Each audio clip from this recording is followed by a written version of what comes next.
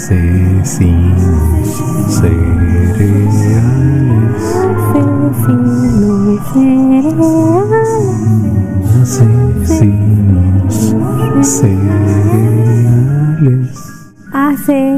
Asesinos cereales.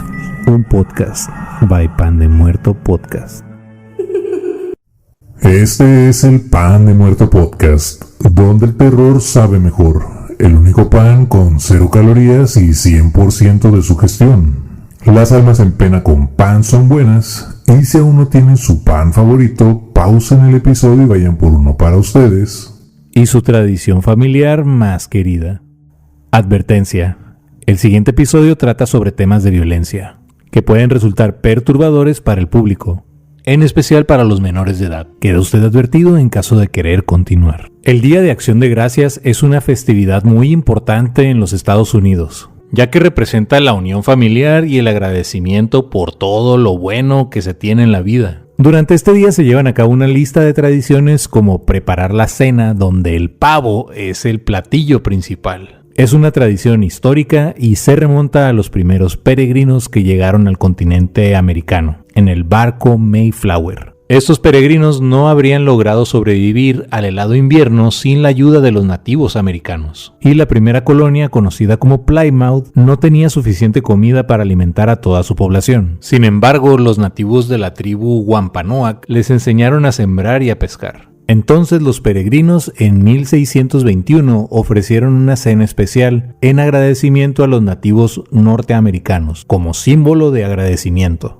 Claro que con el paso del tiempo y la llegada de más europeos a tierras norteamericanas, los indios nativos que vivían en comunión con la tierra, sus primeros habitantes, serían masacrados y desterrados a vivir en ciertos sectores de ese país. Y con el paso del tiempo el gobierno no ha hecho otra cosa que embrutecerlos por medio del alcohol y las drogas. Pero esa es otra historia y probablemente dé para otro episodio del Pan de Muerto Podcast. El día de hoy en Asesinos Seriales les platicaré la historia de un sujeto el cual le dijo a su familia en el Día de Acción de Gracias: familia, por la cena ni se preocupen, yo disparo. Esta es la historia de Paul Merridge, el asesino psicótico del Día de Acción de Gracias. En el año 2009, Paul Michael Merridge, de 35 años, asistió a la cena del Día de Acción de Gracias celebrada en la casa de su primo político, Jim Seaton, en Júpiter, Florida. Meses antes de la celebración estuvo preguntando quiénes asistirían, a qué horas estarían llegando y, lo más importante, cuánto tiempo duraría la reunión. Durante la reunión las cosas aparentemente marchaban bien, no había discusiones ni peleas, lo cual sabemos que pasa hasta en las mejores familias. Después de cenar, Paul se disculpó, algo estaba mal, se le notaba en el rostro. No dio explicaciones, solo se levantó de la mesa, caminó hacia la entrada, salió de la casa, se subió a su automóvil Toyota Camry 2007 de color azul y se marchó. Obviamente la familia se dio cuenta. Sin embargo, Paul no les caía del todo bien. De hecho, era un poco raro que Paul hubiera querido asistir a esa reunión. Así que el resto de la familia continuó conviviendo durante la celebración, que incluía a sus hermanas gemelas de 33 años, Lisa Knight y Carla Merridge, su tía de 76 años, Raymonde Joseph, y la hija de Jim, de 6 años, Makayla Seatons, entre otros 17 familiares que se encontraban disfrutando de los platillos exquisitos que se habían preparado especialmente para ese día. Alrededor de 30 minutos después, Paul regresó a la reunión, pero esta vez venía armado con una pistola. Entró a la casa y, sin pensarlo 2 veces, comenzó a dispararle a todos sus familiares, a muchos de ellos a quemarropa. Quiero decir que para no fallar se les acercó bastante antes de jalar el gatillo. Esto se supo por el rastro de pólvora encontrado en la ropa de las víctimas. Primero mató a sus hermanas gemelas, Carla Merridge y Lisa Knight. Lisa estaba embarazada en ese momento. También le disparó a su cuñado, Patrick Knight, quien sobrevivió al llegar al hospital gracias a que se le mantuvo en un coma inducido durante 3 meses. Clifford Guevara. Paul continuó con el tiroteo. Esta vez fue el turno de su tía Raymonda Joseph. Le dio un tiro en el hombro. El esposo de Raymonda trató de protegerla tirándola al suelo y de inmediato le hizo presión en la herida para tratar de detener la hemorragia causada por el disparo. Entonces Paul se les acercó, Apuntó su arma al pecho de su tía Ramonda, disparó y la mató. Luego apuntó el cañón del arma al rostro de su tío. Apretó el gatillo en 2 ocasiones. Afortunadamente el arma no se disparó. Al parecer Paul había terminado de dispararle a los adultos. Esta vez era el turno de Makayla, hija de Jim, la cual dormía tranquilamente en uno de los cuartos de la planta alta. Paul llegó a la habitación. Abrió la puerta. Observó a Makayla dormida. Probablemente titubeó, porque apagó la luz. Entró en la habitación, se le acerca a Makayla, le dispara, se da la vuelta y sale del cuarto. No estaba seguro si había matado a la niña, probablemente seguía viva. Entonces vuelve a entrar al cuarto para dispararle una segunda y una tercera vez. La pequeña estaba muerta, le disparó en la espalda, en la cadera y en la cabeza. Makayla solo tenía 6 años.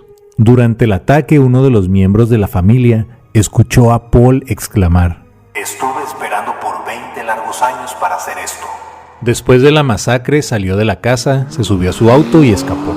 Un vecino llamó al 911 después de que los familiares sobrevivientes golpearan sus puertas pidiendo ayuda. Inmediatamente se produjo una persecución. Sabemos que el sospechoso tenía un resentimiento continuo hacia los miembros de su familia y en algún momento de la noche abandonó la residencia por un corto periodo de tiempo. Luego regresó y comenzó a disparar sin previo aviso, dijo el sargento de policía Scott Pascarella en una entrevista con ABC News. El sargento Pascarella dijo también que él no sabía si el sospechoso había atacado específicamente a alguien. El ataque fue tan brutal que se autorizó el apoyo de los agentes federales conocidos como los US Marshal, quienes ayudarían a la policía local en la persecución. La policía de Júpiter, Florida, nunca antes había visto un asesinato cuádruple como este, y le suplicó ayuda a la población y al público en general para localizar a Paul Merrish. Jim Seaton, papá de Makayla, era camarógrafo de una estación de televisión local. Dijo que él no había invitado a Paul y tampoco sabía quién lo había invitado a su casa, pero al ver que era parte de la familia no le dio mucha importancia. Recordó que Paul era un sujeto bastante introvertido y no encajaba del todo en la dinámica familiar. Además, rara vez se presentaba a las reuniones. Solo había visto a Paul en 2 ocasiones y desde la última vez habían pasado 10 años. Por la manera en la que Paul actuó esa noche, se cree que lo tenía todo planeado. Primero le disparó a sus hermanas gemelas, ya que durante las reuniones les encantaba cantar y ser el centro de atención. Los miembros de la familia que lograron sobrevivir creen que Paul no tenía intenciones de matar a Makayla, pero durante aquella reunión, la pequeña estuvo cantando y bailando, mientras que los demás no dejaban de aplaudir y alabarla por su dulce voz. Paul se enfureció y, sintiéndose celoso de una niña de 6 años, decidió que también la mataría. Él trató de apagar la luz, dijo Jim, el padre de Makayla. Entró en la habitación donde estaba mi hija, vio su inocencia y la mató a propósito. ¿Qué clase de monstruo hace algo así? Pero los problemas de Paul y su familia habían comenzado muchos años atrás. Los documentos judiciales mostraron que Paul y sus hermanas tenían un pasado problemático. Paul en el año 2000 buscó la protección de la policía pues acusó a una de sus hermanas de intentar asesinarlo. Finalmente, Paul retiró la solicitud de la orden de restricción. Luego, en el 2006, su hermana Carla solicitó una orden de restricción contra Paul después de que él se le abalanzó encima y la amenazó con degollarla. Ella también canceló su solicitud unas semanas después. En sesiones de terapia familiar, las hermanas gemelas habían dicho que llevaron una relación normal con su hermano hasta que él cumplió 19 años. A esa edad, Paul sufrió un ataque severo de depresión y también se le diagnosticó un trastorno obsesivo-compulsivo. Desde entonces, la relación entre Paul y sus hermanas no hizo más que deteriorarse. Los fiscales emitieron una orden de arresto por 4 cargos de asesinato en primer grado y 2 cargos de intento de asesinato en su contra. Se ofreció una recompensa de $10,000 por información que condujera a su arresto. No sería atrapado hasta el 2 de enero del 2010, cuando un empleado de un motel de Los Cayos de Florida lo reconoció en un episodio de America's Most Wanted. Paul se había registrado bajo el nombre de John Baca. Definitivamente estaba huyendo. Mientras intentaba disfrazarse, se afeitó la cabeza, se dejó crecer la barba, cambió las placas de su automóvil y cada que lo estacionaba le ponía una cubierta para tratar de ocultarlo. Paul estaba usando la computadora de su habitación, ubicada en el segundo piso del motel Edgewater Lodge, cuando los US Marshals entraron por él. Una vez detenido,